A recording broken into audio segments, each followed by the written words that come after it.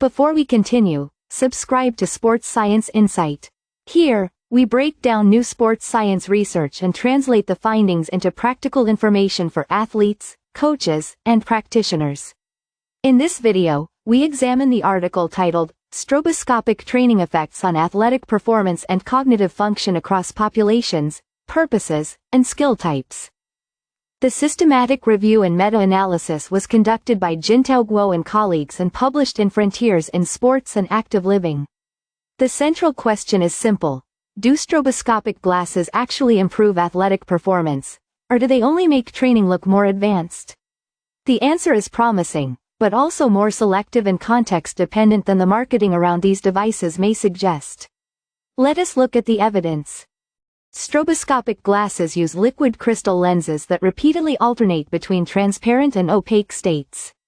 This does not completely eliminate vision. Instead, it provides visual information in short, intermittent samples. Imagine trying to track a ball when you can only see part of its trajectory. The brain must predict what happens during the missing visual intervals. The athlete may also increase reliance on proprioceptive and vestibular information to maintain movement control. The intended adaptation is not simply to tolerate visual difficulty. It is to improve how efficiently the athlete uses limited visual information. This may strengthen predictive control, anticipatory timing, and the integration between perception and movement. But does this process produce measurable benefits? To answer that question, the researchers conducted a systematic review following PRISMA guidelines. They searched PubMed, Web of Science, Sport Discus, and the Cochrane Library through August 2025. Only randomized controlled trials published in English were included. 14 studies met the eligibility criteria. 8 evaluated cognitive outcomes, and 8 evaluated athletic performance. Some studies contributed outcomes to both analyses. The studies included volleyball and football players, healthy participants, and individuals with chronic ankle instability. The interventions ranged from isolated visual tasks to sport-specific exercises, balance training, ball control activities, and rehabilitation protocols. Most interventions lasted between 4 and 6 weeks and were performed approximately 3 times per week. This diversity allowed the researchers to examine several applications, but it also contributed to considerable variation between studies. The overall results were positive. For cognitive function, stroboscopic training produced a standardized mean difference of 0.64. For athletic performance, the standardized mean difference was 0.58. Both represent moderate average effects in favor of stroboscopic training. However, these values should not be interpreted as percentages. A standardized mean difference expresses the distance between groups relative to the variability of the measurements. There was also substantial heterogeneity. The I-squared value was 81% for cognitive outcomes and 64% for athletic performance. This means that the average effects were positive, but the results varied considerably according to the participants, tasks, protocols, and measurements.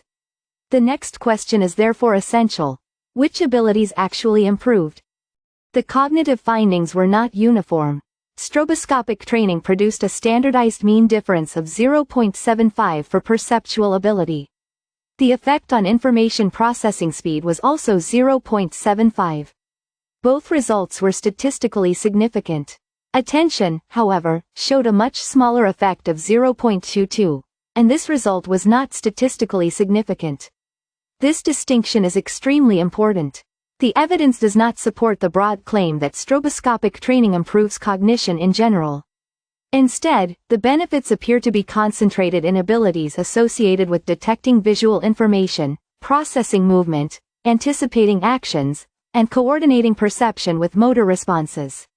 In practical terms, athletes may become better at using visual information quickly without necessarily improving general attention.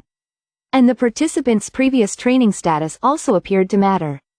The subgroup analysis revealed a clear difference between athletes and non-athletes. Among athletes, the standardized mean difference was 0.89. Among non-athletes, it was only 0.23.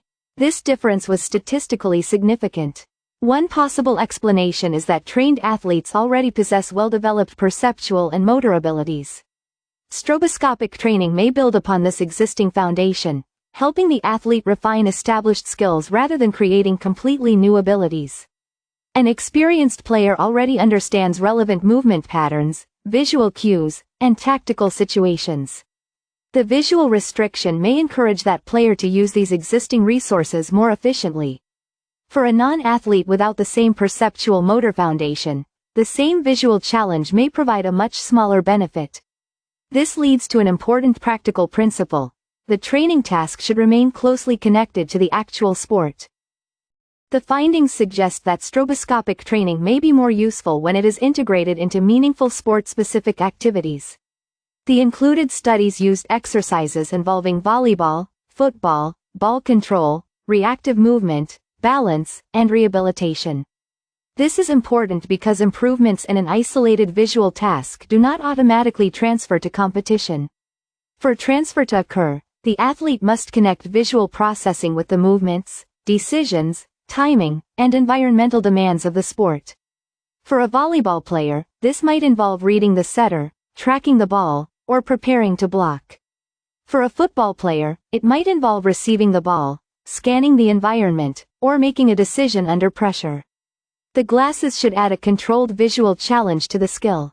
They should not replace technical, tactical, or physical training. The duration of exposure may also influence the results. The meta-regression showed that greater total intervention duration was associated with larger effects for both cognitive function and athletic performance. Based on their synthesis, the authors proposed protocols lasting 6 to 10 weeks, with 2 to 3 sessions per week and approximately 10 to 20 minutes per session. This is a useful starting point, but it should not be treated as a definitive prescription. Most of the included trials lasted between 4 and 8 weeks, and several used sessions lasting 20 to 30 minutes. The analysis identified an association between accumulated training time and effect size. It did not directly compare every possible combination of frequency, session duration, and training intensity. We therefore cannot say that one exact protocol is optimal for every athlete or rehabilitation patient. The difficulty should also be progressed carefully. Excessive visual restriction may reduce movement quality and turn a training stimulus into an unnecessary obstacle. But why might repeated exposure produce these adaptations? One proposed explanation is sensory reweighting. Human movement depends on the integration of visual, proprioceptive, and vestibular information. When visual information becomes intermittent, the nervous system may dynamically adjust how much it relies on each source. The athlete must use the available visual samples more efficiently while also increasing reliance on body position, balance information, and movement prediction. Over repeated sessions, this process may strengthen the neural pathways involved in visuomotor timing and anticipatory control. The important point is that this is a targeted adaptation. The findings support improvements in perceptual-motor integration, not a general enhancement of every cognitive function. The proposed mechanisms are plausible and supported by related neurophysiological research, but the meta-analysis does not directly prove one single neural mechanism. This brings us to the practical conclusion. Overall, stroboscopic training produced moderate average benefits for cognitive function and athletic performance. The cognitive improvements were selective, with stronger effects for perceptual ability and information processing speed than for attention. Athletes appeared to benefit more than non-athletes, supporting the use of this method within established sport-specific training. However, the evidence also has important limitations. The studies used different protocols and outcome measures. Participant blinding was impossible, publication bias was detected, and most interventions were relatively short. We still need better evidence about long-term retention and whether laboratory improvements consistently transfer to real competition. The practical message is balanced. Stroboscopic glasses can be a promising supplementary tool, especially for trained athletes performing relevant sport-specific tasks. But they should not replace technical practice, tactical learning, physical preparation, or qualified coaching. If this video helped you understand the evidence, leave a like, subscribe to Sports Science Insight, and follow the channel for more research-based sports science content.